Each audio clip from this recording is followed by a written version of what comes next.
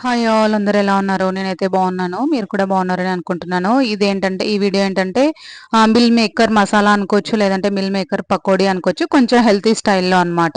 So, ఇక్కడ నేనేం చేశానంటే పెరుగు తీసుకున్నా ఒక 2 స్పూన్స్. అందులో కొన్ని పౌడర్స్ ఏసుకున్నా అనమాట. కొంచెం మసాలా, కారం, ఉప్పు, పసుపు అండ్ కొంచెం శనగపిండేసుకున్నా. ఇంకొంచెం బియ్యపిండేసుకున్నా ఒక స్పూను. ఇంకొంచెం నా దగ్గర టమోటా కెచప్ ఉంటే అది కూడా వేశాను అనమాట. అలా వేసి ఇవి కొంచెం డ్రైగానే కలిపాను. మరి వాటరీ కాకుండా ఇలా డ్రైగా కలిపి ఒక 15 మినిట్స్, 10 మినిట్స్ పెట్టాను. చూడండి ఇంత కొంచెం ఆయిల్ వేసుకున్నా. మీరు కావాలి మాకేం పర్లేదు ఒక రోజే కదా అంటే మీరు ఆయిల్‌లో డీప్ ఫ్రై చేసుకోవచ్చు. నాకైతే ఆయిల్‌లో డీప్ ఫ్రై చేయడం ఇష్టం లేదు. అందుకే నేను కొంచెం ఆయిల్ ఏసి అవేసి కొంచెం వేడి చేసుకున్నాను అనమాట. మధ్యలో నేను ఒకసారి రూమ్‌కి వచ్చాను అనమాట. హాస్టల్‌లో అక్కడ పెట్టి. అందుకే అవి కొన్ని మాడిపోయాయి అనమాట. కొంచెం నల్లగా అయింది. కానీ తినేటప్పుడు ఏం అంతగా అనిపియలేదనమాట.